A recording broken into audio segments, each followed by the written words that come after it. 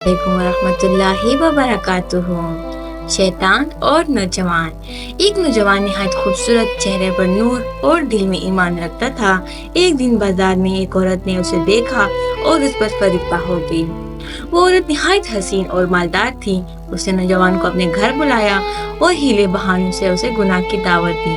नौजवान ने आंखें नीची की और कहा, मैं अल्लाह से डरता हूँ, मैं ऐसा गुनाह नहीं कर सकता। मगर वो औरत बजिद हुई। आखिरकार नौजवान ने एक अजीब तरीका अख्तियार किया। इसने कहा, मुझे बैतुल खला जाने दो। वो गया और वहाँ बैठकर अपने जिस्म पर पाखाना, पेशाब और गंदगी मली। जब निकला तो इसकी हालत ऐसी थी कि औरत कराह से पीछे हट गई। इसने कहा, क्या ये वही चेहरा है जिस पर मैं फरीदा हुई थी? नौजवान ने रोते हुए कहा, मैंने ये सब अपने रब की रजा के लिए किया ताकि मैं इस गुनाह से बच जाऊं। ये सुनकर औरत पर लज्जत तारी हो गया। वो साकित हो गई और चंद लम्हों बाद उसकी आंखों से आंसू बहने लगे। वो जमीन पर बैठ गई और धीमी आवाज में कहा, ए पाक दिल नौजवान, तुमने आज मुझे जिंदगी का सबसे कीमती सबक सिखा दिया। तुम्हारी सच्चाई ने मेरे दिल को हिला दिया।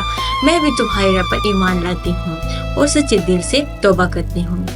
गुनाह से बचने के लिए इज्जत की परवाह किए बगैर कोई भी तदबीर इख्तियार करना जायज़ है।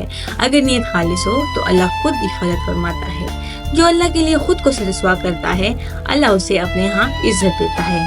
साथ रहिए, मीनू के वाक़यात सुनते रहिए। शुक्रिया।